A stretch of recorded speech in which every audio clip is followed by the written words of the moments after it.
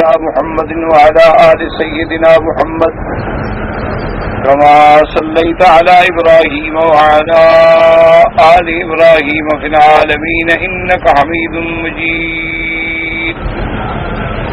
قال الله تبارك وتعالى في كلامه المجيد: أعوذ بالله من الشيطان الرجيم. بسم الله الرحمن الرحيم. خذ العفو وأمر بالعرف وأعرض عن الجاهلين وإما ينزغنك من الشيطان نزغ فاستعذ بالله إنه سميع عليم. إن الذين اتقوا إذا مسهم طائف من الشيطان تذكروا فإذا هم مبصرون وإخوانهم يمدونهم في الغي ثم لا يقصرون. اللہ تبارک و تعالی نے کلام مقدس سورۃ الاعراف کی ان آیات مبارکہ میں مقارم اخلاق عالیہ کا ارشاد فرمایا ہے، اور دروس سابقہ میں جیسے کہ آپ نے پڑھا تھا کہ اللہ تبارک و تعالی نے پہلے اس بات توحید اور رد علی المشرکین کا ارشاد فرمایا تھا، جس کا خلاصہ یہ تھا، اللہ نے فرمایا کہ میرے محبوب صلی اللہ علیہ وسلم آپ ان مشرکین سے ارشاد فرمائیں کہ یہ ایشرکون ما لا یخلق شیئا، یہ کیسے شریک بناتے ہیں میرا ان چیزوں کو جنہوں نے کوئی ذرہ بھی پیدا نہیں کیا، اور اس کے ساتھ وہ ہم یخلقون، یہ خود بھی پیدا ہوئے ہیں، خود مخلوق ہیں.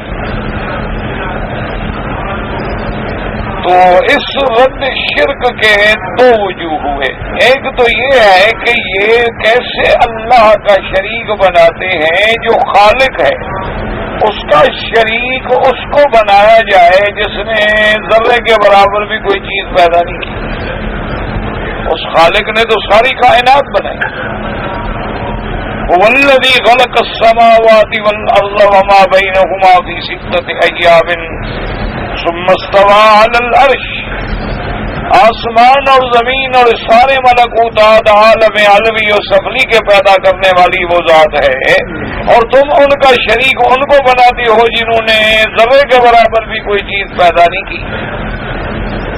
اب اسی میں ایک بات سمجھ لیں کہ بعض لوگ جو ہیں وہ بتوں کی عبادت کرتے ہیں، اور بعض لوگ جو ہیں وہ بتوں کی نہیں بلکہ شخصیات کی عبادت کرتے ہیں. جیسے کہ بعض لوگ جو ہیں مثلا جنہوں نے سیدنا عیسیٰ علیہ السلام کو الہ بنا لیا، جیسے نصرانی ہیں. یہودیوں نے عزیر علیہ السلام کو اللہ کا بیٹا اور پھر مقام الوہیت پہ پہنچا دیا. تو یہ بھی تو شرک ہے کہ اللہ کے ساتھ اللہ کے بندوں کو، انبیاء کو شریک کیا جائے. اسی طرح بعض لوگ ہوتے ہیں جو اللہ کے عباد صالحین کو، اللہ تبارک و تعالیٰ کے اولیاء کو، مقربین کو اللہ کا شریک بنا لیتے ہیں، کچھ دانستہ اور کچھ نہ دانستہ. یعنی کچھ تو لوگ ایسے ہوتے ہیں جو جان کے ایسا کرتے ہیں، ان کے عقائد میں یہ بیٹھا ہوتا ہے کہ تمام امور جو ہیں اللہ نے فرشتوں کے سپرد کر دیے ہیں، بس ختم ہو گئی، وہی متصرف ہے. اور بعض لوگ جو ہیں وہ نہ دانستہ، یعنی وہ بات جانتے نہیں ہیں لیکن کام وہ کر رہے ہیں جو شرک کا ہے. یعنی وہ یہ سمجھتے ہیں کہ مثلا حضرت عبد القادر جیلانی ہیں، حضرت علی حجویری ہیں، حضرت بہاؤالدین زکریا ہیں، حضرت سیدی سقطی ہیں، حضرت بایزید بستامی ہیں، یہ بڑے بڑے اللہ کے اولیاء ہیں. وہ سمجھتے ہیں کہ یہ اللہ کے محبوب بندے ہیں یہ اللہ کے بندے، لیکن ان کے ساتھ معاملہ وہ کرتے ہیں جو خدا کے ساتھ ہونا چاہیے، یعنی جیسے ہم خدا کو پکارتے ہیں وہ ان کو پکارتے ہیں، یا شیخ عبد القادر جیلانی شیئن للہ، یا معین الدین چشتی، یا علی، یا حسین، یا شیخ، یا دستگیر۔ تو اب معاملہ وہ کر رہے ہیں، حالانکہ یہ جانتے ہیں، مانتے ہیں کہ یہ اللہ کے بندے ہیں، لیکن معاملہ وہ کر رہے ہیں جو خدا کے ساتھ کیا جاتا ہے، تو یہ بھی شرک ہے۔ کہ اگر وہ اللہ کے بندے ہیں تو پھر وہ مقام الوہیت پر تو نہیں آ سکتے۔ اسی طرح بعض لوگ ایسے ہیں جنہوں نے چاند اور سورج کو متصرف مان لیا، بعض لوگ ایسے ہیں جو تمام عالم کا نظام جو ہے وہ کواکب میں سمجھتے ہیں کہ یہ جتنے ستارے ہیں، سیارات ہیں، یہ سب نظام عالم جو ہے انہی کے گرد گھومتا ہے۔ بعض لوگوں نے آگ کی روشنی اور آگ کے منافع اور آگ کی گرمی سے تمام دنیا کے مشینوں کا تحرک جب دیکھا تو انہوں نے کہا یہ آگ بھی خدا ہے، انہوں نے آگ کی بھی عبادت کرنی شروع کر دی۔ اور دوسری بڑی یعنی سوچنے کی بات ہے اور بڑے غور و فکر کی بات ہے کہ آج بھی جتنے کافر فرقے ہیں ان سب کا زور جو ہے وہ مسلمانوں کو گمراہ کرنے پہ ہے، یعنی ہماری بدقسمتی ہے اور دشمن کی چالاکی ہے۔ یعنی آج آپ دیکھیں کہ دنیا میں جتنا یہودی تنظیمیں ہیں، دنیا میں جتنی عیسائی مشنریاں ہیں، دنیا میں جتنی قادیانیت کا گروہ ہے اور ان کی مشنریاں ہیں، دنیا میں جتنی NGOs کے نام سے مغرب و مشرق کے فتنہ گروں کی بڑی اجارہ داریاں ہیں، وہ سب مسلمانوں کو گمراہ کرنے پہ لگے ہوئے ہیں۔ آپ نے کبھی سنا ہے کہ کسی قادیانی نے ہندو کو قادیانی بنا لیا ہو؟ آخر کیوں؟ اس کی کیا وجہ ہے؟ بھائی قادیانیت کا ان کے عقیدے کے مطابق دعویٰ ہے نعوذ باللہ کہ مرزا نبی ہے، تو نبی کے لیے تو ہر آدمی کو مسلمان کرنے کی کوشش کرنی تھی نا انہوں نے۔ یعنی جب سرکار دو عالم صلی اللہ علیہ وسلم تشریف لے آئے تو آپ کی دعوت کا کوئی خاص کام تو متوقع نظر نہیں تھی۔ جیسے آپ نے مشرکین مکہ کو دعوت دی، اسی طرح طائف والوں کو دعوت دی، اسی طرح اوس و خزرج کو دعوت دی، اسی طرح یہود و نصارہ کو دعوت دی، اسی طرح روم و فارس کو دعوت دی کہ بھی اللہ کے دین کی طرف سب آئے۔ لیکن آپ مجھے پوری دنیا میں ایک مثال دے دیں کہ قادیانیوں نے ایک ہندو کو قادیانی بنایا ہو، ایک بدھسٹ کو قادیانی بنایا ہو، ایک یہودی کو قادیانی بنایا ہو، ایک عیسائی کو انہوں نے قادیانی بنایا ہو۔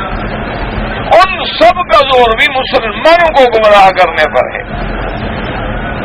اسی طرح سے آپ دیکھ لیں کہ ہندوؤں نے کبھی یہودیوں میں جا کے کام نہیں کیا۔ ہندوؤں کا سارا زور جو ہے وہ بھی اسی پہ ہے کہ اگر مسلمان غریب ہے، شدی کے ذریعے، دولت کے ذریعے، زور کے ذریعے اس کو اسلام سے نکالو۔ مسلمان کو ہندو بنانے پہ زور ہے۔ اگر ہندو مذہب ان کے نزدیک سچا مذہب ہے، ان کے نزدیک ایک صحیح طریقہ ہے، تو وہ پھر یہودیوں کو بھی دعوت دیں، عیسائیوں میں بھی کام کریں، وہ قادیانیوں میں بھی کام کریں، لیکن ان کا زور بھی مسلمانوں پہ ٹوٹتا ہے۔ اسی طرح جتنی یہودی مشن ہیں، نصرانی مشن ہیں، ان سب کا زور جو ہے وہ مسلمانوں پہ ٹوٹتا ہے۔ اچھا، اور اسی طرح جتنے باطل فرقے ہیں، اب مثلاً آپ کے ہاں جیسے قادیانیت کا فرقہ پیدا ہوا، ایسے پرویزیت کا فتنہ پیدا ہوا، جنہوں نے انکار حدیث پہ کام کیا اور بڑی کتابیں لکھ کے لوگوں کو گمراہ کیا۔ ان کا سارا زور جو ہے آج تک آپ دیکھ لیں کہ ایک ہندو کو انہوں نے پرویزی بنا دیا، ایک سکھ کو انہوں نے پرویزی بنا دیا، ایک عیسائی، ایک یہودی کو انہوں نے پرویزی بنا دیا۔ نہیں، جو پہلے سے مسلمان ہیں انہی کو گمراہ کرنے میں لگے۔ اسی طرح آپ دیکھ لیں کہ جتنے حقوق انسانیت کے علمبردار ہیں ان سب کا زور بھی یہ ہے، دیکھو جی اسلام میں عورت کی آدھی گواہی ہے، اور دیکھو جناب اسلام میں عورت کا آدھا ہے میراث، دیکھو جی اسلام میں عورت کی آدھی دیت ہے، اور دیکھو جی اسلام میں عورت اتنی قیدی ہے کہ جب تک باپ اجازت نہ دے، ولی اجازت نہ دے، وہ شادی بھی نہیں کر سکتی۔ ان کا سارا زور بھی مسلمانوں کو گمراہ کرنے پہ ہے۔ اسی طرح آپ دیکھ لیں کہ جتنا سوشلسٹ ہیں، جتنا دہریے ہیں، ان سب کا بھی آپ نے کبھی نہیں سنا ہوگا کہ فلاں ہندو فلاں سکھ کو انہوں نے جا کے دہریہ بنا دیا ہے۔ ان کا بھی سارا زور جو ہے وہ مسلمانوں پر ہے، اور اسی طرح باقی جو فرقے ہیں بعض اوقات دین کے نام لینے والے، ان کا زور جو ہے وہ اتنا قادیانیوں کے خلاف بھی صرف نہیں ہوتا، ان کا زور جو ہے وہ جناب پرویزیت کے خلاف بھی قلم نہیں اٹھتا، ان کا زور جو ہے دنیا میں جو بدھسٹ ہیں، بدھ مذہب ہیں، یدھ مذہب ہیں، اسی طرح آغا خانیت ہے، اسی طرح ذکری فرقے ہیں، ان کے خلاف آپ ان کو کوئی ایک کتاب بھی نظر نہیں آئے گی۔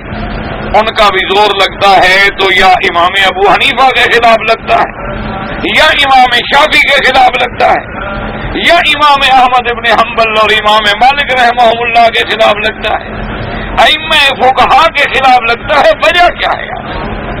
اس پہ آپ غور کریں کہ آخر وجہ کیا ہے؟ ان لوگوں نے کوئی اتنا بڑا گناہ کیا ہے، اتنی بڑی غلطی کی ہے کہ باوجود اس کے کہ حضور صلی اللہ علیہ وسلم کا فرمان ہے کہ لا تذکروا موتاکم الا بخیر، اگر تم میں سے کچھ لوگ اسلام پہ فوت ہو گئے ان کو کبھی برائی سے ذکر نہ کرو، ان کو کبھی برائی سے یاد نہ کرو۔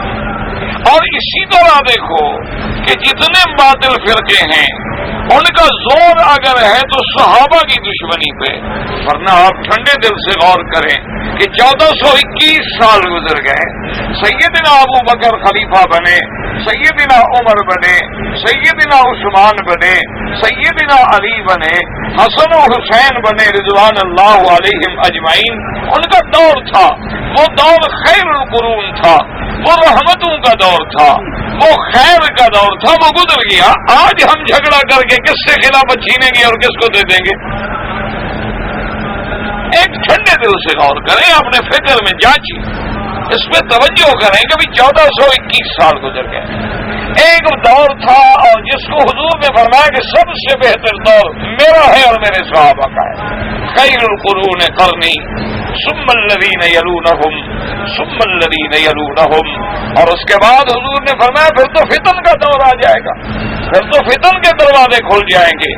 اس لیے سیدنا ابن عباس رضی اللہ تعالی عنہ آپ بیٹھے ہوئے تھے، ایک آدمی آیا حضور کی خدمت میں اور آگے عرض کیا کہ یا ابن عباس، آپ کو پتہ ہے کہ آج حضور صلی اللہ علیہ وسلم کی بیوی آپ کی زوجہ مطہرہ بی بی صفیہ جو ہے وہ فوت ہو گئی ہے۔ تو حدیث مبارک میں آتا ہے فسجد ابن عباس، حضرت ابن عباس فوراً سجدے میں گر گئے۔ حضرت ابن عباس جیسا آدمی یعنی مفسر قرآن حبر المفسرین جو تھا وہ سجدے میں گر گئے۔ جب سجدے سے اٹھے تو اس صحابی نے کہا کہ یا ابن عباس اتسجد لهذه الساعة، یہ آپ نے کیا کیا؟ اس وقت تو سجدہ کرنا منع ہے۔ فجر کی نماز کے بعد سے لے کر جب تک سورج نہ نکل آئے تو سجدہ نہیں کیا جاتا، آپ نے اس وقت کیوں سجدہ کیا ہے؟ تو حضرت ابن عباس نے فرمایا کہ تمہیں یاد نہیں حضور نے فرمایا اذا رأیتم آیۃ فاسجدوا، کہ جب کوئی حادثہ ہو جائے، جب کوئی بہت بڑی مصیبت کی خبر آ جائے تو اللہ کے آگے سجدے میں گر جاؤ۔ تو اس سے بڑی کیا مصیبت ہوگی کہ حضور کی بیوی فوت ہو گئی؟ اس لیے محدثین اور مفسرین نے لکھا کہ اس کی وجہ یہ تھی کہ ابن عباس سمجھتے تھے، آپ جانتے تھے کہ حضور نے فرمایا کہ انا امنۃ لاصحابی، جب تک میں ہوں تو صحابہ میری وجہ سے امن میں ہیں، اور جب تک میرے صحابہ ہوں گے تو امت امن میں ہوگی، اور جب میرے صحابہ چلے جائیں گے تو پھر عذاب اور فتن کے دروازے کھل جائیں گے۔ تو حضرت ابن عباس رضی اللہ تعالیٰ عنہ نے سوچا کہ حضور کی بیوی بھی فوت ہو گئی، جن کی وجہ سے ہم لوگ امن میں ہوتے تھے، جن کی وجہ سے اللہ نے عذاب ڈالے ہوئے تھے، تو یہ ان کا جانا جو ہے فتن کے دروازے کھلنے کا ذریعہ ہے۔ تو اس لیے ہمیشہ یاد رکھیں کہ آج اگر کسی مشرک کا زور ہے وہ بھی عالم اسلام پر، آج اگر کسی بدعت والے کا زور ہے وہ بھی عالم اسلام پر، آج اگر کسی دشمنان صحابہ کا زور ہے تو وہ بھی اسلام کے خلاف، آج اگر قادیانیت کا زور ہے تو وہ بھی اسلام کے خلاف، آج اگر پرویزیت کی تحریکیں ہیں وہ بھی اسلام کے خلاف، اور بعض لوگ اسلام کا نام لے کر غلط فہمیوں میں یا جان کر ایسی تحریکوں میں مبتلا ہیں کہ کبھی صحابہ کو برا کہا جاتا ہے، کبھی ائمہ کو برا کہا جاتا ہے، اور اس کا نتیجہ پتہ ہے کیا نکلے گا؟ یاد رکھیں، ورنہ آج نہ تو ہم کسی امام کی فقہ کو ختم کر دیں گے، نہ آج ہم صحابہ کی عظمت کو ختم کر دیں گے، بلکہ مقصد یہ ہے کہ جب ہمارے دلوں میں ائمہ فقہا کا اعتماد ختم ہو جائے گا، اس کے بعد صحابہ کا اعتماد ختم ہو جائے گا، تو دین تو خود بخود ختم ہو جائے گا، کیونکہ جس مقدمے کے گواہ مجروح ہو جائیں، جس مقدمے کے گواہ جو ہیں وہ جرح میں بیٹھ جائیں، تو مقدمہ تو خود بخود فیل ہو گیا۔ تو اس دین کو سنبھالنے والے لوگ کون تھے؟ اصحاب رسول اللہ۔ سنبھالنے والے کون تھے؟ تابعین۔ سنبھالنے والے کون تھے؟ تبع تابعین۔ سنبھالنے والے کون تھے؟ ائمہ محدثین۔ سنبھالنے والے کون تھے؟ ائمہ فقہا۔ سنبھالنے والے کون تھے؟ ائمہ قراء۔ اللہ نے ہر کام کے لیے جماعتیں مقرر کر دی کہ کوئی توحید کی حفاظت کرے، کوئی میرے محبوب کی سنت کی حفاظت کرے، کوئی قرآن کو جمع کرے، کوئی قرات کی حفاظت کرے، کوئی تجوید کی حفاظت کرے، اور کوئی قرآن و حدیث سے مسائل کا استنباط کر کے فقہی انداز میں تفقہ کے ساتھ آنے والی امت کے لیے دروازے کھول دے۔ ہر آدمی اپنے اپنے مقام پہ کام کرتا رہا اور دین کو عظمت ملتی رہی۔ اسی لیے آج ہماری بدقسمتی ہے کہ بہت سارے لوگ مسلمان کہلانے کے باوجود، کلمہ پڑھنے کے باوجود، اپنے آپ کو اہل سنت والجماعت کہلانے کے باوجود کبھی قبروں پہ سجدہ کرتے ہیں، کبھی قبروں پہ غلاف چڑھاتے ہیں، اور کبھی قبروں پہ جا کے باقاعدہ چومتے ہیں، کبھی قبروں پہ جا کے باقاعدہ اعتکاف اور نوراتے بیٹھتے ہیں، کبھی قبروں پہ جا کے باقاعدہ گھومتے اور طواف کرتے ہیں، کبھی قبروں پہ ہاتھ باندھ کے الٹے پاؤں چلتے ہیں، اور کبھی قبر والوں سے براہ راست سوال کرتے ہیں کہ تیرے دروازے پہ آیا ہوں اور تو ہی غریب نواز ہے، اور تو ہی داتا ہے، اور تو ہی دینے والا ہے، اور تجھ سے مانگنے والا کبھی خالی نہیں جاتا، میری جھولی بھی تو بھر دے، میں تو تجھ سے لینے آیا ہوں۔ تو اس سے بڑا شرک جو ہے اور کیا ہو سکتا ہے؟ اور یہی وہ شرک اکبر ہے۔ اللہ تبارک و تعالی ہر مسلمان کو شرک کی لعنت سے، عذاب سے نجات عطا فرمائے۔ اور دوسری بات یہ ہے، یاد رکھیں، اللہ تبارک و تعالی سے دعا کیا کریں کہ اللہ ہمارے سینوں کو دین اسلام کے لیے کھول دے، اللہ ہمارے سینوں کو کتاب و سنت کے لیے کھول دے، اللہ ہمارے سینوں کو توحید و سنت کے لیے کھول دے۔ مشکلات یہ ہے کہ آج لوگ ادب میں، آداب میں، بدعات میں اتنی الجھ گئے ہیں کہ ان کو سنت کی طرف آنے کی توجہ ہی نہیں ہو سکتی۔ مثلا ایک بات دیکھ لیں کہ جیسے آج کی رات ہے، 15 شعبان کی رات ہے، یعنی آپ یقین فرمائیں کہ بعض روایات میں ذکر ہے، بعض روایات میں طبرانی میں بھی ایک روایت ہے، بیہقی میں بھی ایک روایت ہے، اسی طرح ابن ماجہ میں بھی ایک روایت ہے، اسی طرح ابی داؤد میں بھی ایک روایت ہے، یعنی سنن میں بھی ایک روایات ہیں، لیکن ان روایات میں اس رات کی فضیلت کا ذکر کیا گیا، لیکن تمام محدثین، بڑے بڑے ائمہ حدیث، بڑے بڑے رجال اقویاء جو ہیں جن کی قرآن و حدیث میں نظر ہے، وہ یہ فرماتے ہیں کہ ان سب روایات میں ایک حدیث بھی صحت کے درجے کو نہیں پہنچی، یعنی ایک حدیث مبارک ایسی نہیں ہے جو نصف شعبان کی رات کی فضیلت پر ہو اور درجہ صحیح پہ پہنچ جائے۔ اسی لیے سیاستہ نے، اسی لیے شیخین نے، اسی لیے امام بخاری اور امام مسلم رحمۃ اللہ علیہ نے اس کے بارے میں کوئی ایک روایت بھی نقل نہیں فرمائی۔ اچھا، اسی طرح بعض لوگوں نے یہ مشہور کر رکھا ہے کہ یہ لیلہ مبارکہ ہے، بعض نے یہ مشہور کر رکھا ہے کہ یہ لیلہ براء ہے، بعض نے یہ مشہور کر رکھا ہے کہ یہ لیلہ شک ہے، کہ اسی کے اندر آزادی کے پروانے ملتے ہیں، اسی کے اندر رزق تقسیم ہوتے ہیں، اسی میں موت و حیات کے فیصلے ہوتے ہیں، اسی میں آنے والے دنوں میں جو رزق کے احکام ہیں وہ فرشتوں کو دیے جاتے ہیں، اور جو موت کے اعلانات ہیں وہ ملک الموت کے سپرد کیے جاتے ہیں، اور یہی وہ لیلہ مبارکہ ہے جس کا قرآن میں ذکر ہے، انا انزلناہ فی لیلۃ مبارکۃ انا کنا منذرین فیہا یفرق کل امر حکیم۔ لیکن یاد رکھو یہ تمام روایات غلط ہیں، یا موضوع ہیں یا بالکل ناقابل حجت ہیں۔ لیلہ مبارکہ سے مراد لیلۃ القدر ہے، کیونکہ قرآن صاف کہہ رہا ہے انا انزلناہ فی لیلۃ مبارکہ، ہم نے قرآن اتارا ہے لیلہ مبارکہ میں، تو قرآن 15 شعبان کو تو نہیں اتارا گیا۔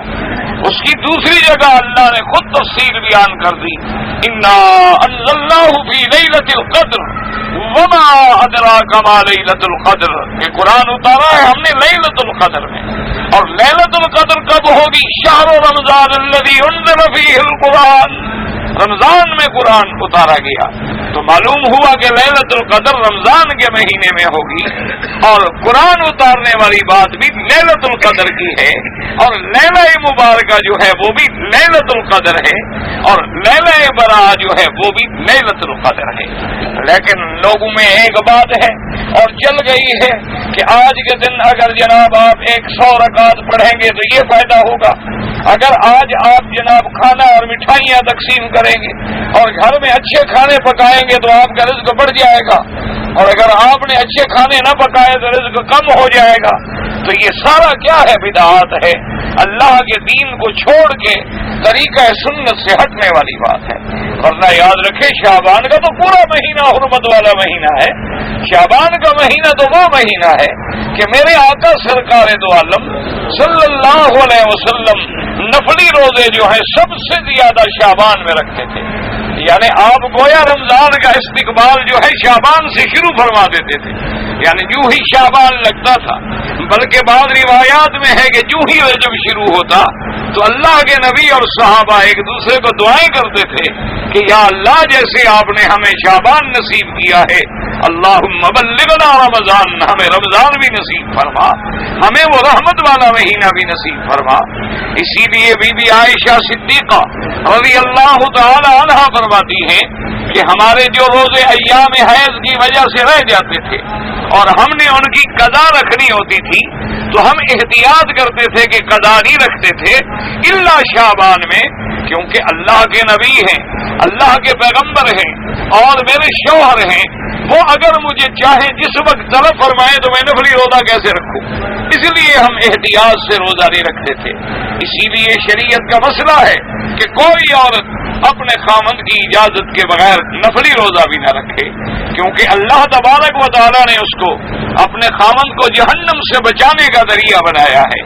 صرف بیوی جو ہے وہ کھانا پکانے کے لیے تو نہیں ہوتی، کھانا تو آدمی ہوٹل سے بھی کھا سکتا ہے، کپڑے تو آدمی لانڈری سے بھی دھلوا سکتا ہے، گھر کی صفائی تو آدمی نوکر سے بھی کروا سکتا ہے، گاڑی تو آدمی ڈرائیور سے بھی چلوا سکتا ہے، بچوں کو سکول بھیجنے کے لیے آیا بھی رکھ سکتا ہے، لیکن اصل بیوی اور میاں کا جو تعلق ہے وہ ایک دوسرے کو جہنم کی آگ سے بچانا ہے، ایک دوسرے کی وہ جنسی خواہش اور بھوک کو مٹانا ہے تاکہ آدمی کسی گناہ میں مبتلا نہ ہو جائے۔ اس لیے حکم ہے کہ کوئی عورت اس وقت تک نفلی روزہ نہ رکھے جب تک کہ خامند اجازت نہ دے، کیونکہ ہو سکتا ہے کہ خامند کا تمنا ہو اور بیوی روزے کے ساتھ ہو تو اب اس کو نفلی روزہ توڑنا پڑے گا، تو اس سے بہتر ہے کہ وہ پوچھ کے روزہ رکھے۔ اسی لیے علماء نے لکھا ہے کہ عورت کو نفلی عبادت سے زیادہ اپنے خامند کے حقوق کی ادائیگی میں ثواب ملتا ہے۔ اللہ تبارک و تعالیٰ نے یہ فرائض رکھے ہیں، تو بی بی عائشہ فرماتی ہے کہ ہم روزے قضا کرتے تھے تو شعبان میں کر لیتے تھے، تو صحابہ نے پوچھا کہ بی بی صاحبہ شعبان میں کیوں؟ فرمایا شعبان میں تو حضور روزے رکھتے تھے روز، تو جب حضور ہر وقت روزے سے ہوتے تھے ہمیں یقین تھا کہ اب حضور کو ہماری ضرورت نہیں ہے۔ اب حضور صلی اللہ علیہ وسلم کا توجہ اور قلب کا فکر جو ہے وہ رمضان کی طرف منتقل ہو گیا ہے. تو اس لیے شعبان کا مہینہ تو ویسے رحمت کا مہینہ، اور اسی طرح 13، 14 اور 15 کی رات 3 روزے رکھنا جو ہے سنت محمد رسول اللہ. حضور صلی اللہ علیہ وسلم نے فرمایا کہ جس کو اللہ توفیق عطا فرمائے وہ لیالی البیض میں روزے رکھا کرے 13، 14 اور 15 کو. اسی طرح حضور پاک صلی اللہ علیہ وسلم نے فرمایا کہ جس کو اللہ توفیق عطا فرمائے تو وہ خمیس اور یوم الاثنین سوموار ان 2 دنوں کا روزہ رکھا کرے. اسی لیے صحابہ فرماتے ہیں کہ سرکار دو عالم نے فرمایا احب الصیام الی اللہ صیام داؤد، اللہ کے نزدیک سب سے محبوب روزہ جو ہے وہ حضرت داؤد کا روزہ تھا کہ حضرت داؤد کان یصوم یوما و یفطر یوما، ایک دن روزہ رکھتے تھے اور ایک دن افطار کرتے تھے. تو اگر آپ شعبان میں ویسے عبادت کریں، اگر آپ ان راتوں میں ویسے جاگیں، اگر آپ اللہ کے آگے زیادہ قرآن پڑھیں، زیادہ دعائیں مانگیں، زیادہ عبادت کریں، کوئی منع نہیں ہے.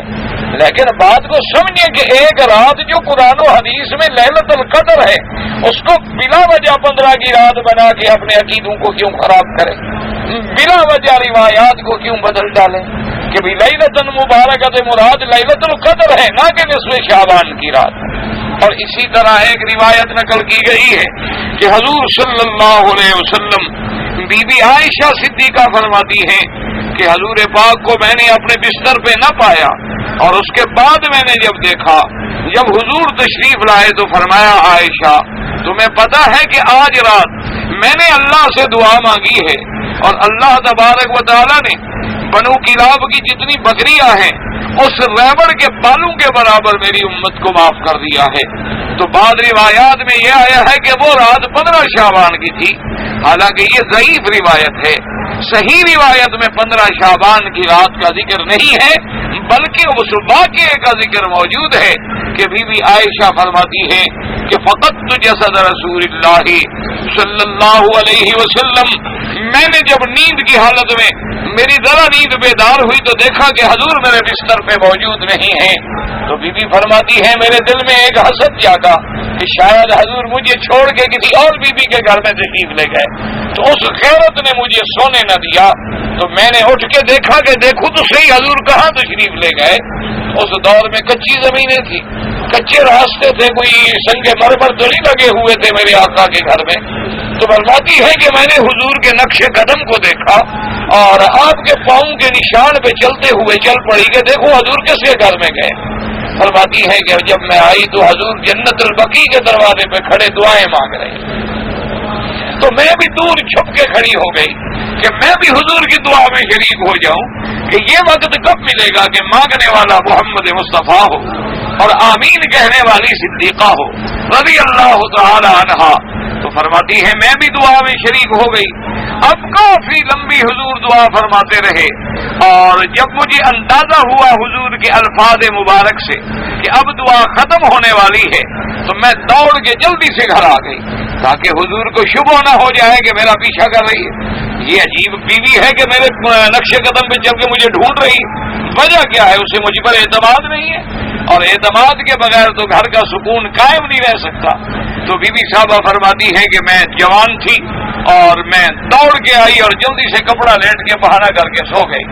حضور صلی اللہ علیہ وسلم تشریف لائے اور آپ میرے بستر پہ آ کے بیٹھے، اور بیٹھنے کے بعد فوراً اپنا ہاتھ جو تھا میرے سینے پہ رکھا، اور میں چونکہ دوڑ کے آئی تھی اور میں دھونکنے کی طرح میرا سانس چل رہا تھا، تو حضور نے فرمایا عائشہ کہیں سے بھاگ کے آ رہی ہو؟ تو میں نے کہا ہاں یا رسول اللہ. تو فرمایا کیا بات ہے؟ میں نے کہا حضور جب آپ کو میں نے نہیں پایا تو میرے دل میں خیال آیا کہ آپ کسی اور بیوی کے گھر میں تشریف لے گئے ہیں، اور کون چاہتا ہے کہ میرا محبوب مجھے چھوڑ کے کسی اور کے گھر میں جائے. تو حضور میں آپ کو ڈھونڈنے کے لیے نکلی تھی. آپ نے فرمایا عائشہ انک لفی شان، تم اپنے خیال میں ہو اور محمد اپنے خیال میں ہے صلی اللہ علیہ وسلم. فرمایا پتہ ہے کہ آج میری دعا سے اللہ نے بنو بکر کی، آپ نے بکریوں کا ریوڑ دیکھا ہے؟ انہوں نے کہا حضور تو بہت بکریاں ہیں ان کی. فرمایا ان بکریوں کے برابر نہیں، بکریوں کے بالوں کے برابر اللہ نے میری امت کو بخش دیا ہے. تو حضور صلی اللہ، اب یہ حدیث تو صحیح ہے، لیکن اس کے ساتھ 15 شعبان کی رات کا ٹکڑا جو لگایا گیا ہے وہ صحیح نہیں ہے، وہ کسی صحیح روایت میں اور کسی صحیح حدیث مبارک میں ثابت نہیں۔ لیکن افسوس یہ ہے کہ میرے بھائی 15 شعبان کی رات کو دوڑیں گے اور صبح کو روزے بھی رکھیں گے، عمرے بھی کریں گے، لیکن فرض نماز نہیں پڑھیں گے۔ 27 رمضان کی رات میں آئیں گے کہ لیلۃ القدر کی رات ہے، عمرہ کریں گے، آپ دیکھیں گے کہ اس برآمدے کے ساتھ عمرے والے ٹکرا رہے ہوتے ہیں اور لوگ پس جاتے ہیں، بچے رو رہے ہوتے ہیں، عورتیں اور مرد کا ایک سا اختلاط ہوتا ہے کہ پسینے بندے کے چھوٹ جاتے ہیں۔ اتنی محنت اور مشقت سے عمرے کرنے والے صبح کی اذان جب ہو رہی ہو تو باہر جدے کے لیے گاڑیاں پکڑ رہے ہوتے ہیں یا حرم کے باہر سو رہے ہوتے ہیں۔ ایسے نفلی عمرے کا کیا فائدہ ہے جیسے تم نے فرض نماز چھوڑ دی؟ اس لیے حدیث مبارک میں آتا ہے کہ اگر اللہ تمہیں عشاء کی نماز جماعت کے ساتھ نصیب کر دے اور پھر فجر کی نماز بھی تمہیں جماعت کے ساتھ مل جائے تو یہ سمجھ لو کہ تجھے حظ اوفر مل گیا ہے، بہت بڑی کمائی کر لی ہے تم نے۔ تو اس لیے اصل بات یہ ہے کہ یہ بھی ہماری بدقسمتی ہے کہ ہم نے فرائض کو چھوڑ کر، ہم نے سنت رسول کو چھوڑ کر ان چیزوں کو دین بنا لیا ہے جو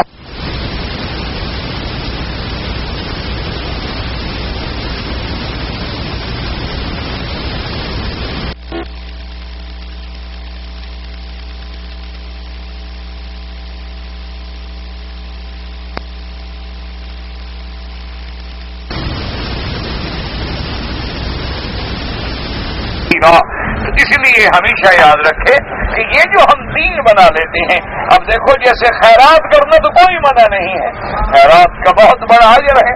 اگر اللہ توفیق دے تو اپنے والدین کے لیے کوئی صدقہ جاریہ بنا دے، اپنے والدین کے نام پہ مسجد بنوا دے، مدرسہ بنوا دے، اپنے والدین کے نام پہ کوئی، جن علاقوں میں پانی کا انتظام نہیں ہے، افضل صدقہ الماء، سب سے افضل صدقہ جو ہے کسی کو پانی پلانا ہے۔ جیسے آپ دیکھیں روہی کے علاقے ہیں، تھل کے علاقے ہیں، اسی طرح آپ دیکھیں کہ تھل کے علاقے ہیں جہاں نوجوان بچیاں 4-4 5-5 میل سے پانی کے گھڑے بھر بھر کے لاتی ہیں بیچاری۔ اگر وہاں تم کنویں لگوا دو اور ایک بستی کی مشکل بھی حل ہو جائے تو تمہیں کتنے ثواب ملے، تمہارے والدین کو کتنی اجر و مثوبت ملے، کتنا اجر و ثواب ملے۔ تو کوئی خیرات منع نہیں، لیکن جب تم نے خیرات کے لیے تیسرے کا دن کل خانی کا مقرر کر لیا، تم نے 7 جمعراتوں کے خود عدد معین کر لیے، تم نے 40ویں کی رسمیں شروع کر دی، تو اب وہ خیرات سنت نہ رہی، بدعت بن گئی۔ تو اس لیے تم نے اپنے دین کو خود خراب کر ڈالا، اپنی خیرات کو تم خود بجائے ثواب حاصل کرنے کے۔ اور حضور نے فرمایا ایاکم ومحدثات الامور کل محدثۃ بدعہ وکل بدعۃ ضلالہ او کما قال النبی صلی اللہ علیہ وسلم۔ اسی طرح آپ نے تو یہ سارے حملے جو ہیں دراصل اسلام کے خلاف ہیں۔ اس کی وجہ کیا ہے؟ یاد رکھو کہ ہر دشمن کو یہ پتا ہے کہ باقی مذاہب تو ویسے جھوٹے ہیں، ہندو مت ہے تو ایک جھوٹا مذہب ہے، یہ کیسا مذہب ہے کہ 35 کروڑ خدا بن جائے، یہ کیسا مذہب ہے کہ کبھی سانپ بھی خدا بن جائے، یہ کیسا مذہب ہے کہ کبھی گنگا جو ہے وہ پوتر ہو جائے، یہ کیسا خدا ہے کہ ایک پتھر کا بت دودھ پینا شروع کر دے، یہ کیسا خدا ہے جو اعلیٰ تناسل انسانی کو نعوذ باللہ پوجنا شروع کر دے، یہ کیسا خدا ہے؟ یعنی یہ تو ہر بندہ جانتا ہے کہ یار یہ ہندو بھی کوئی مذہب ہے جن کی نہ کوئی کتاب ہے، اگر وید ہے بھی کون لے آیا یہ بھی نہیں بتا سکتے کہ یہ وید لے آنے والا کون ہے، یہ وید لکھنے والا کون ہے۔ اسی طرح بڑے سے بڑا ماڈرن مذہب دنیا میں یہودیت ہے، لیکن آپ ان کو الٹا کر کے لٹکا دیں، وہ ثابت نہیں کر سکتے کہ تورات جو ہمارے پاس ہے یہ کس نے لکھی ہے، کیونکہ تورات تو پخت و نسل کے زمانے میں جل گئی۔ اس کے بعد حضرت عزیر علیہ السلام آئے تو دوبارہ تورات لکھی، پھر بادشاہ انٹوکس نے جب حملہ کیا تو اس نے دوبارہ بیت المقدس کو بھی برباد کیا اور تورات کو جلا ڈالا۔ اس کے بعد تو اصل نسخے دنیا سے ناپید ہو گئے۔ یہ تو جن لوگوں کے پاس کوئی 4 باتیں لکھی ہوئی تھیں، کسی کے پاس کوئی 10 باتیں لکھی ہوئی تھی، انہوں نے اس کو جمع کرنے کے بعد تورات بنا دیا، اور وہ اللہ کی کتاب ہو سکتی ہے جس میں یہ لکھا ہو کہ نبی زنا کرتے ہیں؟ یعنی یہ کتاب اللہ کی ہو سکتی؟ ایمان سے کہیں اللہ کے نبی معصوم ہوتے ہیں یا گناہگار ہوتے ہیں؟ اللہ کے نبی گناہوں سے پاک ہوتے ہیں، اللہ کے نبی اللہ کے چنے ہوئے ہوتے ہیں، اللہ کے نبی ظاہر اور باطن جو ہے وہ پاک ہوتے ہیں، اللہ کے نبی صغائر و کبائر سے پاک ہوتے ہیں، اللہ کے انبیاء بھول سکتے ہیں، صاف ہو سکتی ہے، گناہ نہیں ہوتا، اللہ تبارک و تعالی ان کی حفاظت فرماتے ہیں، ان کا مقام بڑا بلند ہوتا ہے۔ تو یہ کیسی کتاب ہوئی جس میں یہ لکھا ہو کہ حضرت داؤد علیہ السلام نے ایک بادشاہ وقت ہے، اوریا اس کا ایک کمانڈر ہے، کہتے ہیں کہ اس اپنے گھر کی چھت پہ کھڑے تھے تو اور اوریا کی بیوی کو غسل کرتے ہوئے دیکھا اوریا حالت میں، تو اس پہ عاشق ہو گئے، اس کو بلایا، اس سے ناجائز تعلق قائم کیا، اس کے بعد اپنی فوجیوں کو حکم دیا کہ جنگ میں میرے اس کمانڈر کو قتل کروا دینا تاکہ میں اس کی بیوی سے شادی کر سکوں۔ نعوذ باللہ، کیا نبی بھی ایسا کر سکتا ہے؟ اسی طرح حضرت سلیمان بھی الزام لگائے کہ آپ نے جناب پانی کے حوض بنوائے، اوپر شیشے کے تخت جڑوا دیے تاکہ بلقیس کی ٹانگیں دیکھ سکیں کہ وہ عورت ہے، جن ہے یا انسان ہے۔ اگر حضرت سلیمان جیسا نبی ایسا کر سکے تو پھر موجودہ دور کے کسی سرمایہ دار یا جگیردار کو تانے دینے کی کیا ضرورت ہے؟ اگر ایک عورت کے لیے اللہ کے نبی ایسی باتیں کر سکتے ہیں تو غیر نبی تو پھر اس سے بھی زیادہ کر سکتے ہیں۔ تو حالانکہ یہ ساری باتیں جھوٹ ہیں، حضرت سلیمان بھی پاک ہیں، حضرت داؤد علیہ السلام بھی پاک ہیں، تو ایسی کتاب کو ہم کیسے مان لیں گے کہ یہ اللہ کی کتاب ہے؟ اچھا، اور ایسے مذہب کو آپ کیسے مان لیں گے جو کہتے ہیں کہ اور کوئی یہودی بن ہی نہیں سکتا، بس صرف ہم یہودی ہیں جو نسلاً چلے آ رہے ہیں، ہمارے سوا کسی اور کو یہودی بننے کا حق ہی نہیں، کیونکہ ہم جو ہے اللہ کے بیٹے ہیں اور اللہ نے ہمیں چنا ہے، باقی تو ساری دنیا حیوان ہے، باقی تو ساری دنیا انسانیت سے بھی خارج ہے۔ تو ایسے مذہب کو کون قبول کرے گا؟ ہر عقل والا آدمی ان پہ لعنت بھیجے گا، ہر عقل والا آدمی جانتا ہے کہ ضربت علیہم الذلۃ والمسکنہ، یہ تو وہ قوم ہے جن کو اللہ نے قردہ و خنازیر بنا کے سزا دی تھی، یہ تو وہ مردود و ملعون قوم ہے جس کو ہر نبی نے لعنت بھیجی ہے، تو اس کا مذہب کون قبول کر سکتا ہے؟ اسی طرح آپ دیکھ لیں ساری دنیا میں آج کل ایڈوانس نصرانیت ہے، ان کے پاس نئی ٹیکنالوجی ہے، پوری دنیا کا میڈیا ان کے ہاتھ میں ہے، لیکن وہ یہ نہیں ثابت کر سکتے کہ یہ انجیل کون لے آیا ہے، یہ انجیل کس نے لکھا ہے۔ ان کے بھی 4 انجیل ہیں، انجیل لوکا ہے، انجیل مقوقس ہے، انجیل یوحنا ہے، اور ہر آدمی کا یہ دعویٰ ہے کہ ہمارا انجیل ٹھیک ہے وہ غلط ہے، ہمارا انجیل ٹھیک ہے وہ غلط ہے۔ تو جن کا یہ عالم ہو ان کی کتاب یا مذہب پہ کون اعتماد کر سکتا ہے؟ اسی طرح آپ دیکھ لیں کہ آگ کو خدا ماننے والے جب اسی عبادت کرنے والے کو آگ میں ڈال دو تو اس کو جلا کے کھا جاتی ہے۔ اچھا خدا تم نے بنایا جو تمہیں بھی مار دیتا ہے، اچھا خدا تم نے بنایا ہے کبھی اس پہ روٹیاں پکاتے ہو، اچھا خدا تم نے بنایا ہے کبھی اس کو موٹروں کے انجن میں بند کر کے اپنی گاڑیاں اس سے چلواتے ہو، کبھی اس آگ سے تم گاڑی کے ریلوے کے انجن کو بھاپ دے کے انجن چلواتے ہو، کبھی اس آگ کو جلا کے تم اپنے کمروں کو گرم کرتے ہو۔ اچھا خدا ہے تمہارے سارے کام کر رہا ہے، اچھا خدا تم نے ڈھونڈا ہوا ہے، اور پھر وہ ایسا خدا ہے کہ لکڑیاں نکال لو تو ختم ہو جاتا ہے، وہ ایسا خدا ہے کہ پانی ڈال دو تو بجھ جاتا ہے۔ اچھا خدا ہے بھئی جو ایک گلاس پانی سے مر جائے، جو پانی سے مر جائے وہ کیسا خدا ہو سکتا ہے؟ تو ان کے مذہب کو کون قبول کر سکتا ہے؟ اسی طرح جو آدمی سورج کی پوجا کرتے ہیں ان سے اگر کہو کہ سورج خدا ہے تو شام ہونے کو تو سورج ختم ہو جاتا ہے، وہ تو ڈوب جاتا ہے، وہ تو اندھیری میں آ جاتا ہے، ایک ہلکا سا بادل کا ٹکڑا سامنے آ جائے تو سورج نور اس کا ختم ہو جاتا ہے۔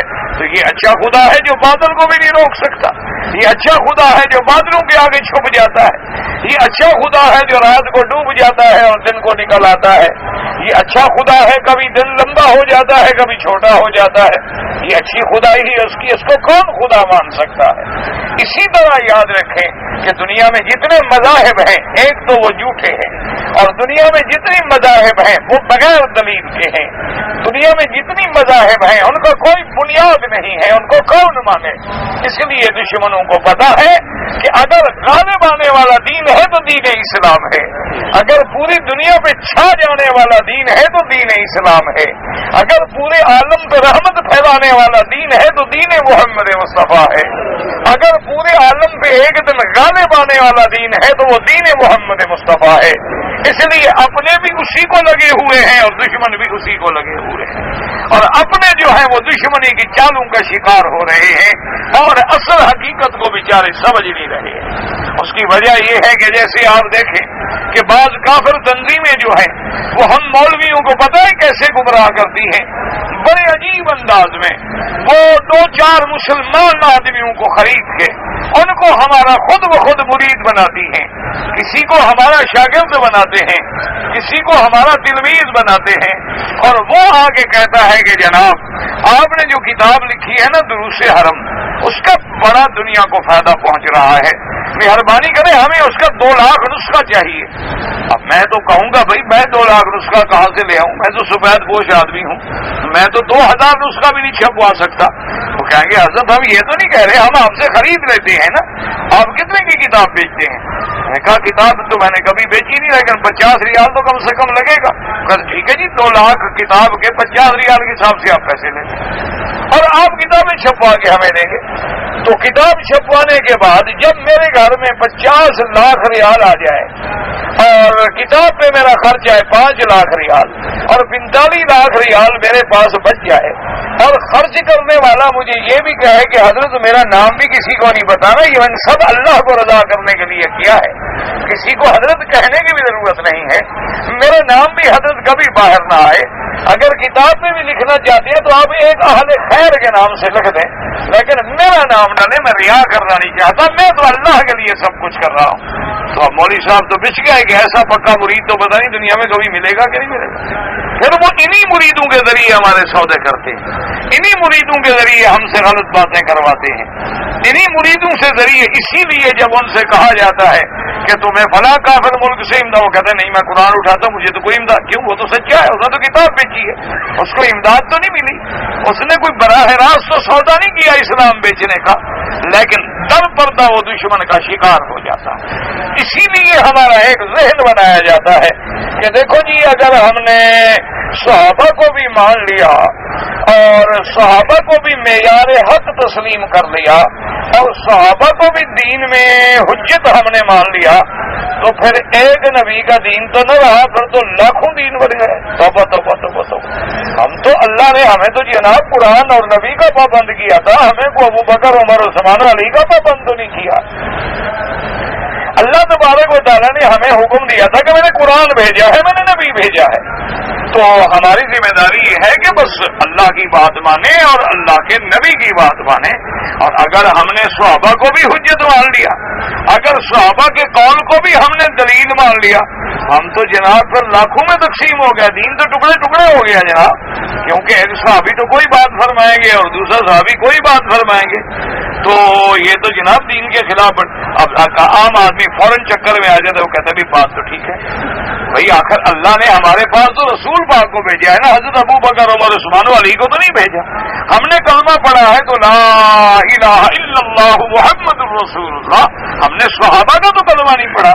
تو اب بات دیکھیں بظاہر کتنی پیاری ہے کہ اللہ اور اللہ کے نبی کی ذات کے سوا کوئی معیار حق نہیں ہو سکتا. کتنی اچھی بات ہے, کتنی پیاری بات ہے جو دماغوں میں بٹھائی جا رہی ہے. تو اب جب صحابہ کو معیار حق ہم نہیں مانیں گے تو نبی کی بات ہمیں کس نے پہنچائی ہے؟ آپ ملے تھے نبی پاک کو, ہاں جی. تو یہ باتیں سارا دین جو ہم تک آیا ہے کس نے دیا ہے؟ قرآن شریف جمع کر کے حضور ہمیں دے گئے, ہاں جی, کس نے دیا؟ تو صحابہ تو حجت ہی نہیں. تو پھر بات کیا ہوئی؟ اصل بات ضرب کہاں پڑی دین محمد رسول اللہ, اور بات کتنی پیاری کی گئی تھی. اسی طرح جیسے دماغوں بٹھا دیں جناب, اگر ہم نے کہا امام ابو حنیفہ, امام شافعی, امام احمد ابن حنبل, امام مالک, حضور ہم نے کوئی ان کا کلمہ پڑھا ہے, ہم نے نبی کا کلمہ پڑھا ہے جناب, یہ تو پھر 4 ٹکڑوں میں تو ہم نے خود امت کو بانٹ دیا حضور, یہ تو بال تفریق ہو گئی. ہم تو حضور کی بات کے پابند ہیں. تو ان 4 کی کیا, دیکھو جی پھر یہ بتاؤ بڑا, یہ 4 حضور کے زمانے میں بھی تھے, عام آدمی کیا کہتے ہیں یہ آپ نہیں تھے, تو فوراً آدمی کا ذہن کہے گا کہ ہاں بات تو ٹھیک ہے, حضور کے زمانے میں تو نہیں تھے. تو جناب یہ بعد میں آ گئے نا, تو اس طرح اگر ایک کافر کہے کہ حضور کے زمانے میں تو قرآن بھی جمع نہیں تھا، پھر آپ کیا کہیں گے؟ اگر کوئی ایک اور بدبخت کہے کہ حضور کے زمانے میں تو حدیث بھی جمع نہیں تھی، وہ بھی حضور کے 250 سال بعد مرتب ہوئی ہے، تو انجام اصل میں کیا ہوتا ہے؟ دین سے ہٹانے کا ایک طریقہ ہے، کبھی اس انداز میں اور کبھی اس انداز میں۔ اچھا، کبھی جان کر اور کبھی ہمارے نوجوان جو ہے نہ دانستہ، وہ سمجھتے ہم دین کی خدمت کر رہے ہیں، لیکن یہ پتہ نہیں ہوتا کہ جس درخت میں بیٹھا ہوں اسی کا میں تنا کاٹ رہا ہوں، اور جب یہ درخت کٹ جائے گا تو میں بھی نیچے آگے دھڑام سے گر جاؤں گا، کیونکہ اگر آج میں نے قرآن کا انکار کر دیا تو کل قرات کے مسئلے پہ جھگڑا ہوگا تو کون حل کرے گا؟ اگر ائمہ قرآن کا ہم نے جھگڑا، اگر ہم نے انکار کر دیا، چھوڑو جی ائمہ قرآن کہاں سے آ گئے؟ ائمہ قرآن حضور کے زمانے میں ائمہ قرآن تھوڑے تھے، یہ تو موجود ہی نہیں تھے، تو پھر صرف اگر ضالین اور ضالین پہ جھگڑا ہو گیا تو کون حل کرے گا؟ پھر اگر کسی اعراب پہ جھگڑا ہو گیا تو کون حل کرے گا؟ اگر اسی طرح ہم نے پورے تفقہ کا ہی انکار کر دیا تو اگر احادیث رسول میں کہیں تعارض آ گیا یا مسائل کا استنباط آ گیا، حالانکہ یاد رکھیں اللہ پاک ان ائمہ پہ کروڑوں رحمتیں فرمائے۔ امام شافعی رحمت اللہ علیہ، پتہ ہے یہ لوگ کیسے تھے اور کتنی محنتوں سے دین حاصل کیا؟ فرماتے ہیں کہ جب میں بچپن میں پڑھتا تھا تو میری ماں کے پاس اتنے پیسے بھی نہیں تھے کہ مجھے مدرسے کی فیس دے سکے، میرے پاس اتنی پیسہ بھی نہیں تھا کہ میں کاغذ خرید کے محمد مدنی کی حدیث لکھ سکوں۔ تو فرمایا پتہ ہے میں کیا کرتا تھا؟ میں سارے باہر بازاروں میں اور گلیوں میں ڈھونڈ ڈھونڈ کے ہڈیاں ڈھونڈتا تھا، اور جو صاف ہڈی مجھے مل جاتی تھی اس کو دھو کے پاک کر کے صاف کر کے اسی پہ حدیث رسول لکھ لیتا تھا اور پھر ان کو گھڑے میں ڈال کے محفوظ کر لیتا تھا۔ اس طرح میں نے علم حدیث رسول حاصل کیا ہے۔ لیکن فرمایا کہ اللہ کا کروڑ کروڑ شکر ہے، آج اللہ نے مجھے وہ انشراح صدر دیا ہے کہ کوئی ایک مسئلہ لے آئیں، کوئی ایک حدیث رسول لے آئیں، میں ثابت کر دوں گا کہ یہ فلاں قرآن کی آیت کی تفسیر ہے، کیونکہ حضور کا ہر فرمان جو ہے وہ تفسیر قرآن ہے، اور صحابہ جو ہیں وہ گواہ ہیں اس تفسیر کے، اور فقہا جو ہیں وہ اس سے موتی نکالنے والے ہیں۔ جب تک ہم سب کا دامن پکڑیں گے تو پٹڑی پہ رہیں گے، ورنہ یہ ہوگا کہ آہستہ آہستہ ہم اپنے راستے سے ہٹتے چلے جائیں گے۔ اس لیے اللہ تبارک و تعالیٰ نے سابقہ آیات میں شرک کی تردید کی، فرمایا یہ مشرک جو بتوں کی پوجا کرتے ہیں یا کسی بندے کی پوجا کرتے ہیں وہ تو خود میری مخلوق ہے، وہ کیسے خدا بن گئے؟ اور اللہ نے فرمایا میرے محبوب ان کو بتلا دو آپ کیسے لوگ ہیں یہ؟ ان کو خدا بنائے ہوئے ہیں کہ جن کے پاؤں تو بنے ہوئے ہیں چل نہیں سکتے، ہاتھ تو ہے پکڑ نہیں سکتے، آنکھیں تو ہیں دیکھ نہیں سکتے، کان تو ہے سن نہیں سکتے، ان سے تو تم عبادت کرنے والے اچھے ہو، جو تم سنتے تو ہو، تم چلتے تو ہو، تم خود ان کی عبادت کر رہے ہو۔ فرمایا وَتَرَاهُمْ يَنظُرُونَ إِلَيْكَ، اور جب ان بتوں کو تم دور سے دیکھتے ہو معلوم ہوتا ہے تمہیں دیکھ رہے ہیں، حالانکہ وہ تو دیکھ ہی نہیں سکتے، تمہیں کیا دیکھیں گے؟ تو اللہ تبارک و تعالیٰ نے جب شرک کی نفی کر دی، اور لازمی بات ہے کہ جب مشرک پہ توحید کی ضرب پڑے گی، لازمی بات ہے کہ جب زخم ہو اور اس میں نمک پڑ جائے تو تکلیف تو ہوتی ہے، جب زخم ہو اور جناب اس کو آئیڈین ڈال دیں تو پھر تکلیف تو ہوگی نا۔ آپ دیکھیں نا تھوڑا سا بلیڈ لگ جائے تو اس پہ اگر خوشبودار یوڈیکلون بھی لگائے تو ذرا جلنے لگ جاتا ہے، تو جب اندر بدعت و شرک کا زخم ہو اور قرآن کی توحید کی چوٹ پڑے تکلیف تو ہوگی۔ جب تکلیف ہوگی تو اگلا آدمی جو مرضی آئے پھر نکالے گا زبان سے، ہو سکتا ہے وہ کوئی بےہودگی پہ بھی اتر آئے، ہو سکتا ہے وہ گستاخی پہ بھی اتر آئے، ہو سکتا ہے وہ زیادتی پہ بھی اتر آئے۔ تو اللہ نے فرمایا کہ میرے مدنی رحمت دو جہاں صلی اللہ علیہ وسلم آپ جب دائی ہیں خذ العفو وامر بالعرف واعرض عن الجاہلین، ان مشرکوں سے اگر تکلیف ہو تو پھر درگزر کریں، ان سے غلطیاں ہوں تو پھر آپ اعراض فرمائیں۔ آپ کا مقام یہ ہے کہ وہ گالیاں دیں آپ دعا کریں، آپ کا مقام یہ ہے کہ وہ کانٹے بچھائیں اور آپ رحمت مانگیں، آپ کا مرتبہ یہ ہے کہ وہ پاؤں زخمی کر دیں اور آپ کہیں اللہم اہد قومی فانہم لا یعلمون۔ اس لیے اللہ نے اس کے بعد مکارم عالیہ کی تعلیم دی، اور اسی کے ضمن میں اللہ نے اپنے بندوں کو سمجھایا کہ اگر تم میرے نبی کے وارث بننا چاہتے ہو، اگر العلماء ورثۃ الانبیاء کی صف میں آنا چاہتے ہو، اگر تم صحیح معنی میں دین نبی کے مبلغ بننا چاہتے ہو، تو میرے مدنی والا اخلاق پیدا کرو، میرے مدنی والا کرم پیدا کرو، میرے مدنی والا حوصلہ پیدا کرو، میرے مدنی والا حلم پیدا کرو، میرے مدنی والی برداشت پیدا کرو، میرے مدنی والا اخلاق پیدا کرو۔ پھر اس کا نتیجہ یہ نکلے گا کہ تمہارے اس اخلاق کی تلوار سے کفر مٹتا چلا جائے گا، شرک مٹتا چلا جائے گا، بدعات مٹتی چلی جائے گی، اور میری توحید جو ہے وہ پھیلتی چلی جائے گی۔ کیونکہ دعوت کے لیے سب سے بڑی چیز ہوتی ہے علم اور حوصلہ، دعوت کے لیے سب سے بڑی چیز ہوتی ہے قوت برداشت۔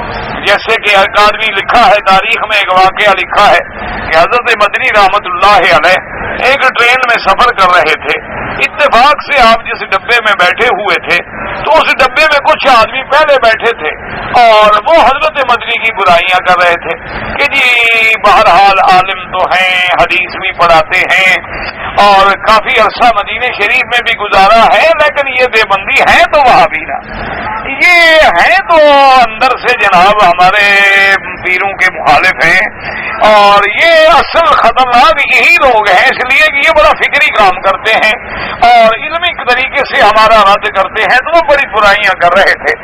ان میں سے ایک آدمی اٹھا اور حمام میں یعنی ریلوے کے ڈبے کے اندر جو لیٹرین ہوتا ہے اس میں گیا، اور پھر وہ بڑا منہ بگاڑ کے نکلا۔ تو ساتھیوں نے پوچھا کہ کیا؟ انہوں نے کہا یار پتہ نہیں کیسے گندے لوگ ہیں، اندر جاتے ہیں لیٹرین میں اور لیٹرین کو سارا گندا کر دیا، اندر تو پاؤں رکھنے کی بھی جگہ نہیں ہے، تو میں کیسے بیٹھوں، اور بدبو بھری ہوئی ہے، اس لیے بھائی میں تو نہیں جا سکتا۔ تو اس نے دروازہ بند کر دیا، آ کے بیٹھ گیا۔ حضرت مدنی نے تھوڑی سی دیر میں آنکھ بچائی اور اپنا لوٹا پکڑا ہاتھ میں، حمام میں گئے، پانی بھر کے سارے حمام کو صاف کیا، حمام کو دھویا، اچھی طریقے سے صاف ستھرا کرنے کے بعد اپنے ہاتھ وغیرہ دھو کے لوٹا چپ کر کے لے کے پھر آگے بیٹھے اور اسی بندے سے کہا کہ میرے بھائی آپ کو حمام جانے کی ضرورت تھی، آپ کو لیٹرین جانے کی ضرورت تھی، اور پیشاب روکنا اچھی بات نہیں ہوتی، کبھی بیماری بھی ہو سکتی ہے۔ تو اس نے کہا مولوی صاحب چھوڑو، کیا کہتے ہو، وہ تو بالکل گندا ہے، اندر جا نہیں فرمایا نہیں میں تو ابھی آیا ہوں، بھائی بالکل ٹھیک ہے، آپ جا کے تو دیکھیں۔ وہ جناب چلا گیا، دیکھا تو حمام تو بالکل دھلا ہوا ہے اور چمک رہا ہے اور صاف ہے۔ واپس آیا تو اسے شک گزرا، اس نے کہا کہ دیکھو مولوی صاحب سیدھی بات بتاؤ، یہ 2 منٹ پہلے تو بڑا گندا تھا، یہ کس نے دھویا ہے؟ آپ نے دھویا ہے؟ تو آپ نے فرمایا کہ ہاں بھائی میں نے دھویا ہے۔ میں نے کہا حضرت مجھے تو بڑا افسوس ہو رہا ہے، آپ کی سفید داڑھی مبارک ہے، آپ کوئی مجھے عالم بزرگ لگ رہے ہیں، آپ نے تکلیف نہیں۔ فرمایا بھائی ایک بھائی کے لیے اگر میں نے حمام جا کے دھو دیا تو اس میں میرا کیا فکر گیا، میں نے پھر اپنے ہاتھوں کو بھی تو دھو ڈالا ہے۔ کیا لگا خدا جانتا ہے حضرت بس آپ نے تو آج میرے دل میں جو علماء سے اور مولویوں سے اور داڑھی والوں سے نفرت تھی نا وہ نکال دی، آپ مجھ سے توبہ کروا لیں۔ اور آپ کا اس میں گرامی کیا ہے؟ فرمایا بھائی مجھے حسین احمد مدنی کہتے ہیں جس کو آپ گالیاں دے رہے ہیں۔ تو اس نے توبہ کر دی اور اصلاح ہو گئی۔ تو یہ اخلاق کا اثر ہوتا ہے، یہ اخلاق کا کرم کا اثر ہوتا ہے کہ آپ دیکھیں کہ ابو سفیان جو احد میں کھڑے ہو کر میرے مدنی کے خلاف جنگ لڑ رہا ہے، 70 صحابہ شہید کرا رہا ہے، پہاڑوں کی چوٹیوں پہ کھڑے ہو کے چیلنج کر رہا ہے کہ کہیں ہے محمد عربی میرا مقابلہ کریں، اور پکار کے کہہ رہا ہے لنل عزا ولا عزا لکم، آج ہمارا خدا عزا جیت گیا، آج ہم جیت گئے ہیں۔ وہی ابو سفیان جب میرے محبوب نے مکہ مکرمہ کو فتح فرمایا تو ابو سفیان کو حضرت عباس آپ کے چچا جو ہے سواری پہ بٹھا کے چھپا کے پیچھے سے جلدی جلدی لے آئے، خیمے کے اندر لے آئے اور راستے میں دکھلایا ابو سفیان کو کہ ابو سفیان دیکھ لو آج اس نبی کا لشکر دیکھ لو جس کو تم نے ہجرت پہ مجبور کر دیا تھا، جس کو تم نے مکے سے نکلنے میں مجبور کر دیا تھا، جو صدیق کو لے کے اکیلا مکے سے چلا تھا آج لاکھوں کے جلب میں آ رہا ہے، آج اس کا مقابلہ کر سکتے ہو؟ انہوں نے کہا واقعی نہیں کر سکتے، بس دعا کرو کہ مجھے پناہ مل جائے۔ حضرت عمر دوڑے، حضرت عمر تو پھر عمر تھا نا جی، ان کو پتہ لگا کہ ابو ابو سفیان جا رہا تو خیمے سے دوڑے، انہوں نے کہا مت جانے دو ابو سفیان، یہ دشمن ہے ہمارا. یہ نعرے لگاتا تھا عہد والے دن، اگر یہ اندر چلا گیا پتہ ہے حضور معاف کر دیں. اور جب ابو سفیان کا بالکل خیمے پہ حضور عباس جلدی سے شور کرے، اس نے کہا حضور میں نے اس کو امان دے دی ہے، میں نے پناہ دی ہے حضور، یہ میری امان ہے. آپ نے فرمایا جس کو عباس امان دے اس کو محمد امان دیتا ہے، جس کو میرا چچا امان دے دے تو اس کو میں نے امان دے دی ہے. تو آپ نے فرمایا ابو سفیان کیسی ہے؟ کہا اشہد ان لا الہ الا اللہ واشہد ان محمد رسول اللہ. حضور نے فرمایا اچھا ابو سفیان آج پھر ہم بھی تیری شان بلند کرتے ہیں. فرمایا من دخل دار ابی سفیان فلہ امان. اے لوگوں اعلان کر دو جو کعبے کے اندر چلا جائے اس کو بھی امان، کوئی تلوار نہ اٹھائے، اور جو ابو سفیان کے گھر میں چلا جائے اس کو بھی امان. ابو سفیان کے گھر کو کعبے کے برابر عظمت دے دی میرے نبی نے. جب اپنے اخلاق سے اتنی نوازا تو صحابہ کہتے ہیں کہ جنگ حنین میں یعنی فتح مکہ کے بعد جب بنو ثقیف کے تیروں کی بارش میں صحابہ کے پاؤں اکھڑ گئے، صحابہ پیچھے ہٹ گئے، تو صحابہ کہتے ہیں خدا کی قسم ہے ہم نے دیکھا کہ ابو سفیان اور حضرت عباس حضور کی رگام پکڑ کے کھڑے ہیں، حضور کے رکاب پکڑ کے کھڑے ہیں، وہ نہیں ہلے.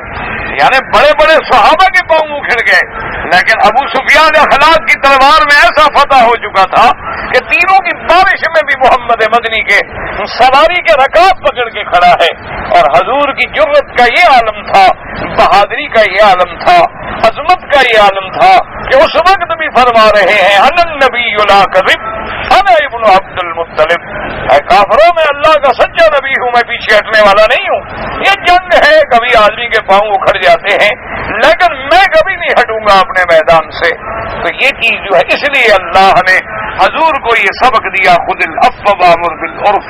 اور میرا مدنی یہ بھی نہ کریں کہ اگر یہ برا کہیں تو آپ حق بات کہنا چھوڑ دیں، اگر یہ آپ کو ستائیں تو آپ توحید کی دعوت ہی چھوڑ دیں، ان کو بھلائی کی بات کرنا بھی چھوڑ دیں. نہیں فرمایا آپ کا تو وظیفہ ہی یہ ہے، یہ جو کچھ بھی کرتے رہیں آپ بھلائی کا حکم کرتے رہیں. خذ العفو وامر بالعرف. اور اگر اس بھلائی کے بعد آپ کے اتنے اخلاق و کرم کے باوجود بھی یہ لوگ باز نہ آئیں، یہ لوگ اپنی جہالت پہ اڑے رہیں، تو پھر وَأَعْرِضْ عَنِ الْجَاهِلِينَ، پھر جاہلین کے منہ لگنے کی ضرورت نہیں ہے، پھر آپ اعراض فرما لیں، پھر آپ اپنا دامن کو بچا لیں.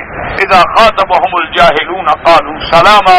اللہ تبارک و تعالی نے فرمایا کہ جو میرے بندے ہوتے ہیں جب ان کے خلاف کوئی جاہل بات کرتے ہیں تو وہ چپ کر کے گزر جاتے ہیں. وہ جاہلوں کے ساتھ جاہل نہیں بن جاتے، وہ اکھڑ لوگوں کے ساتھ اکھڑ نہیں بن جاتے، وہ بے وقوف لوگوں کے ساتھ بے وقوف نہیں بن جاتے، بلکہ وہ اپنے دعوت کو اور اپنے دین کو اور اپنے خلق کو ہاتھ سے کبھی نہیں جانے دیتے. اللہ آپ کو بھی اور مجھے بھی اخلاق نبویہ کی اتباع کرنے کی توفیق عطا فرمائے. اور اللہ تبارک و تعالی یہ آنے والا شہر مبارک جو ہے امت اسلام کے لیے شہر مبارک بنا دے. اللہ تبارک و تعالی اسلام کی عزت و عظمت کا فیصلہ فرمائے. اگر کوئی آدمی رمضان کا روزہ رکھ کر رمضان کے روزے کی حالت میں اپنی بیوی کے ساتھ جمع کرے تو اس کو کفارہ ادا کرنا پڑے گا، اور وہ کم سے کم کفارہ یہ ہے کہ 60 یا تو روزہ رکھے یا پھر 60 مسکینوں کو کھانا کھلائے. حضرت یوسف علیہ السلام کے ساتھ بی بی زلیخا کی شادی ہوئی تھی. مجھے تو دعوت نہیں آئی تھی، نہ میں موجود تھا نہ میں گیا تھا. جب قرآن نے نہیں ذکر کیا تو میں کہاں سے ڈھونڈ کے لے آؤں کہ شادی ہوئی تھی کہ نہیں ہوئی تھی. اور پھر قرآن نے کبھی یہ نہیں کہا کہ اس کا نام زلیخا تھا. قرآن کہتے ہیں امراۃ العزیز، عزیز کی بیوی. اللہ جانے کیا نام تھا. یہ جو نام ہے زلیخا یا رائیل، یہ تو یہودیوں کی روایات کا نام ہے. کہ حلال تلاش کریں تو نہیں ملتا، لیکن حرام تلاش کریں تو جلدی ملتا ہے. اس کی کیا وجہ ہے؟ ہیرا تلاش کریں تو نہیں ملتا، عام پتھر تلاش کریں تو بہت بڑے ہیں بازاروں میں. تو حلال تو قیمتی چیز ہے، اور قیمتی چیز کو ڈھونڈنے میں تو وقت لگتا ہے، اس کے لیے تو محنت کرنی پڑتی ہے. ایک ہیرا خریدیں تو 10 لاکھ ریال لگے گا، اور پتھر جتنے کہیں میں روڈ سے آپ کو مفت اٹھا کے دے دیتا ہوں، آپ لے جائیں. تو اس لیے حلال چونکہ حلال ہوتا ہے اس کے لیے محنت کرو اور حرام کے پیچھے نہ جاؤ. حلال جو ہے وہ جنت میں پہنچ جائے گا اور حرام جہنم میں لے جائے گا. متقدمین سے مراد صحابہ، پھر تابعین، یا جو ہم سے پہلے وہ بھی متقدمین. بعد میں آنے والے متاخرین ہیں۔ اگر چاچی بھتیجی بتائیا، بہرحال یہ دیکھو ایک موٹی بات یاد رکھو، جس بندے کے ساتھ شریعت میں نکاح کرنا حرام ہے وہ محرم ہے، اس کے ساتھ حج پہ آ سکتی ہے۔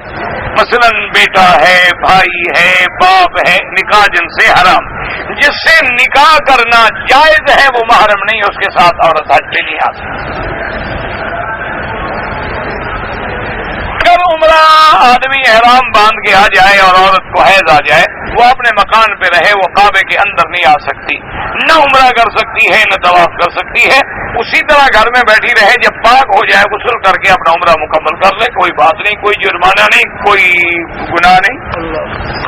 علیہ السلام کا واقعہ جو 99 دمبیوں والا کہتے ہیں وہ کہ بھی اس کی 99 بیویاں تھیں اور اس کی ایک بیوی، یہ بالکل جھوٹ ہے، اسرائیلی روایت ہے، جھوٹ ہے، غضب ہے، اس کی کوئی حقیقت نہیں۔ بلکہ واقعہ صرف یہ تھا کہ حضرت داؤد علیہ السلام نے کچھ وقت جو ہے اپنی عبادت کے لیے مخصوص کر لیا تھا اور اس میں حکم دیا تھا کہ کوئی مدعی مدعا لینا ہے، اس وقت میں فیصلہ نہیں کروں گا، یہ میری خاص عبادت کا وقت ہے۔ تو اللہ تبارک و تعالیٰ کو اسی بات پہ بھی جلال آ گیا کہ اچھا تم خدمت خلق جو ہے اس کو چھوڑ کے نفلی عبادت کو زیادہ اہم سمجھتے ہو، عجیب بات ہے۔ اصل تو خدمت خلق ہے، 100 نفل پڑھو، لیکن ایک غریب بندے کا جا کے کام کر رہا ہو زیادہ ثواب ہے۔ تو تم نے یہ کیا ہے کہ نفلی عبادت کے لیے لوگوں کو روک دیا ہے کہ فیصلے کے لیے نہ آئے، تو اللہ نے فرشتے بھیج دیے اور وہ آئے نہ آپ کی عبادت کے ٹائم میں آ گئے، جی ہمارا مقدمہ ہے، فیصلہ کریں۔ تو اصل اس تنبیہ کے لیے وہ آئے اور انہوں نے یہ واقعہ بیان کیا، ورنہ یہ نہیں کہ ان کی بیویاں تھیں اور تنبیہوں سے مراد بیویاں تھیں۔ اس لیے قرآن نے اس کے فوراً بعد کہا ہے کہ یا داؤد انا جعلناک خلیفۃ فی الارض فاحکم بین الناس بالحق، کہ داؤد ہم نے آپ کو صرف نبی نہیں بنایا، ہم نے آپ کو خلیفہ بادشاہ بھی تو بنایا ہے، آپ لوگوں کے درمیان میں حق و انصاف کا فیصلہ کریں۔ یہ کیا ہے کہ نفلی عبادت کے لیے لوگوں کے فیصلے چھوڑ دیں؟ تو اس ورنہ یہ ہے کہ اگر ایک آدمی کسی کی بیوی کو قتل کر خامد کو قتل کرا کے رکھ لے، اللہ کہے میں نے تمہیں خلیفہ بنایا، فیصلے کرو، کوئی عقل کریں۔ پہ آئے ہیں اور واپس جا رہے ہیں، ہم پر حج فرض ہے، میرے بھائی اب قانون ہے، نظام ہے، اور اسلامی حکومت کے قانون کو کبھی نہ توڑا کریں۔ عمرے پہ آئے ہیں عمرہ کر کے چلے جائیں، حج پہ آئے حج کر کے چلے جائیں، اقامے پہ آئے ہیں کام کریں، نظام اسلامی کو ڈسٹرب کرنا جو ہے یہ شریعت میں حرام ہے۔ باقی رہ گئی حج کے فرض ہونے کی بات، پھر اللہ توفیق دے دے تو آگے حج کر لینا، نہ توفیق دے تو اللہ کی مرضی۔ اب ایک شادی کا کیا طریقہ ہے کہ بھئی نکاح کریں، رضا ہو، والدین ہوں، منشا ہو، قاضی ہو، شہود ہوں، نکاح کے بعد کوئی میٹھی چیز تقسیم کر لیں، جب شادی ہو جائے دوسرے دن ولیمہ کر لیں، جتنا اللہ توفیق دے، بس یہ سنت طریقہ ہے۔ کہتے ہیں اور بینک میں جمع کرائیں تو ہمیں سود ملتا ہے، بہتر یہی ہے۔ وہ بعض علماء یہ کہتے ہیں کہ ہندو جو ہے وہ عربی کافر ہے، لیکن تحقیق علماء کی یہی ہے کہ نہیں، وہاں بھی سود لینا حرام ہے، اس لیے کہ مسلمان امن میں ہیں، مسلمانوں کے مساجد ہیں، مدارس ہیں، نماز ہے، روزہ ہے، حج ہے، زکوٰۃ ہے۔